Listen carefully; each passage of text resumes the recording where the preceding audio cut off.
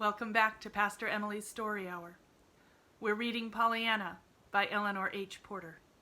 Chapter 17, Just Like a Book. John Pendleton greeted Pollyanna today with a smile. "Well, Miss Pollyanna, I'm thinking you must be a very forgiving little person, else you wouldn't have come to see me today." "Why, Mr. Pendleton, I was real glad to come, and I'm sure I don't see why I shouldn't be either."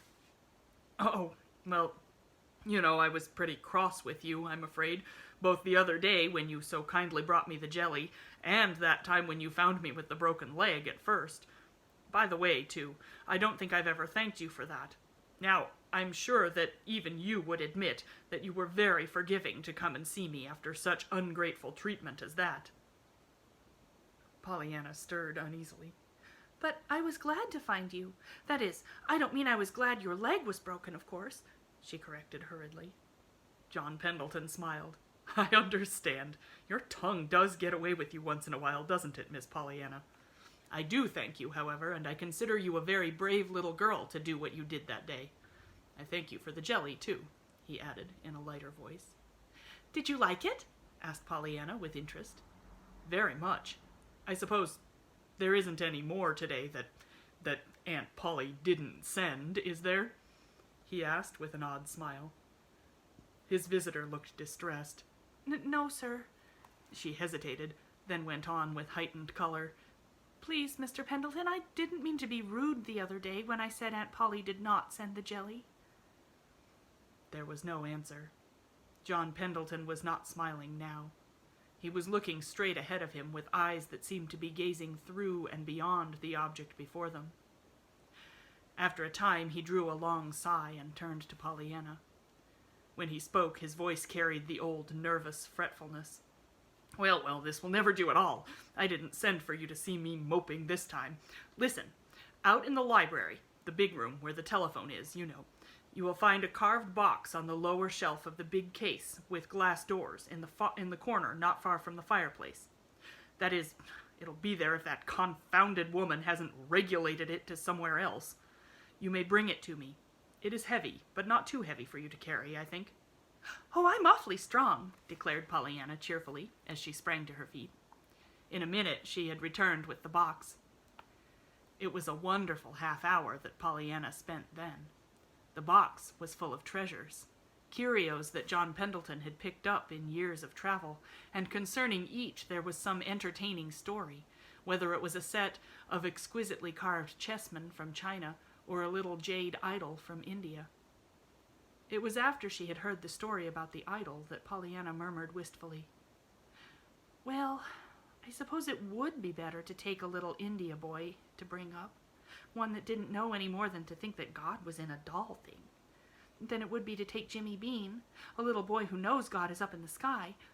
Still, I can't help wishing they had wanted Jimmy Bean, too, besides the India boys." John Pendleton did not seem to hear. Again his eyes were staring straight before him, looking at nothing. But soon he had roused himself and had picked up another curio to talk about.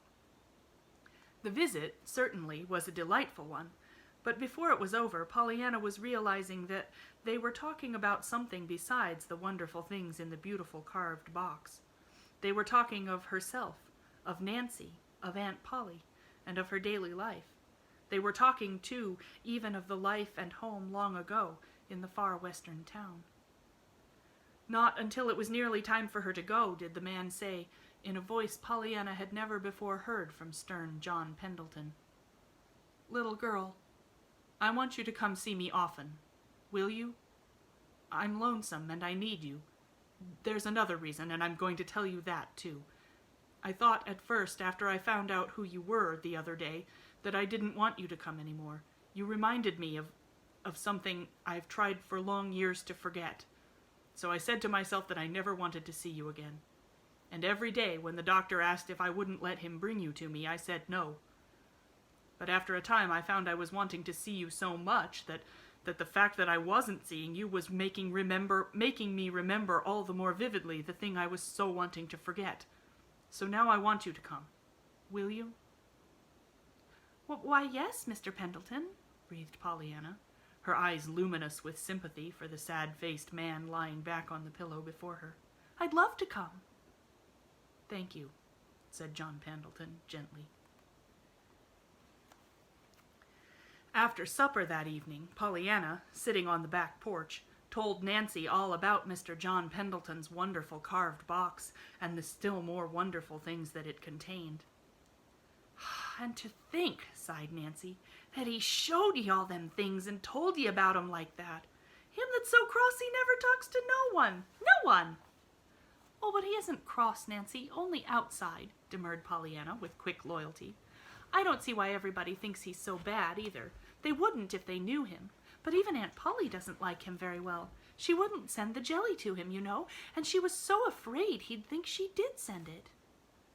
"Probably she didn't call him no duty," shrugged Nancy. "But what beats me is how he happened to take to you so, Miss Pollyanna. Meanin' no offense to you, of course, but he ain't the sort of man that generally takes to kids. He ain't. Pollyanna smiled happily. "But he did, Nancy," she nodded. "Only I reckon even he didn't want to all the time. Why, only today he owned up that one time he just felt he never wanted to see me again because I reminded him of something he wanted to forget. But afterwards—" "What's that?" interrupted Nancy excitedly. "He said you reminded him of something he wanted to forget." "Yes, but afterwards, what was it?" Nancy was eagerly insistent. "He didn't tell me. He just said it was something." "The mystery!" breathed Nancy in an awestruck voice. "That's why he took to you in the first place? Oh, Miss Pollyanna, why that's just like a book. I've read lots of them. Lady Maud's Secret and The Lost Heir and Hidden for Years, all of them had mysteries and things just like this. My stars and stockings. Just think of having a book lived right under your nose like this. And me not knowing it all this time. Now tell me everything he said, Miss Pollyanna. There's a dear. No wonder he took to you. No wonder. "But he didn't," cried Pollyanna. "Not till I talked to him first. And he didn't even know who I was until I took the calf's foot jelly and had to make him understand that Aunt Polly didn't send it, and—" Nancy sprang to her feet and clasped her hands together suddenly. "Oh, Miss Pollyanna! I know!" she exulted rapturously. The next minute she was down at Pollyanna's side again. "Tell me, now think and answer straight and true," she urged excitedly. "It was after he found out you was Miss Polly's niece that he said he didn't ever want to see you again, wasn't it?" "Oh, yes. I told him that the last time I saw him, and he told me this today." "I thought as much," triumphed Nancy. "And Miss Polly wouldn't send the jelly herself, would she?" "No." "And you told him she didn't send it?" "Why, yes, And he began to act queer and cry out sudden after he found out you was her niece. He did that, didn't he?" "Why, yes, he did act a little queer over that jelly," admitted Pollyanna with a thoughtful frown. Nancy drew a long sigh.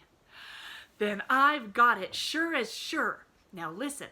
Mr. John Pendleton was Miss Polly Harrington's lover," she announced impressively, but with a furtive glance over her shoulder. "Why, Nancy, he couldn't be. She doesn't like him," objected Pollyanna. Nancy gave her a scornful glance. "Of course she don't. That's the quarrel."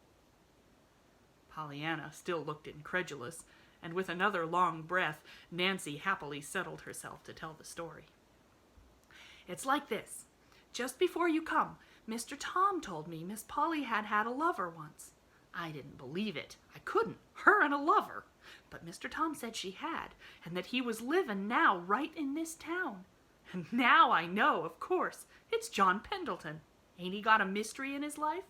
Don't he shut himself up in that grand house alone and never speak to no one? Didn't he act queer when he found out you was Miss Polly's niece? And now hain't he owned up that you remind him of something he wants to forget? Just as if anybody couldn't see 'twas Miss Polly. And her saying she wouldn't send him the jelly, too. Why, Miss Pollyanna, it's as plain as the nose on your face. It is. "Oh," breathed Pollyanna in wide-eyed amazement. "But, Nancy, I should think if they loved each other they'd make up sometime. Both of 'em all alone." All these years? I should think they'd be glad to make up. Nancy sniffed disdainfully. I guess maybe you don't know much about lovers, Miss Pollyanna. You ain't big enough yet, anyhow. But if there is a set of folks in the world that wouldn't have no use for that 'ere glad game o' yourn, it'd be a pair of quarrelin' lovers, and that's what they be. Ain't he cross as sticks most generally? And ain't she... Nancy stopped abruptly, remembering just in time to whom and about whom she was speaking. Suddenly, however, she chuckled.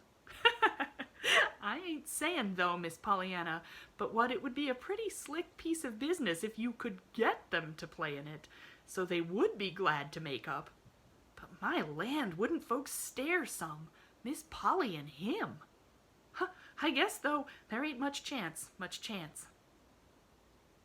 Pollyanna said nothing, but when she went into the house a little later, her face was very thoughtful. Come back tomorrow for Chapter 18.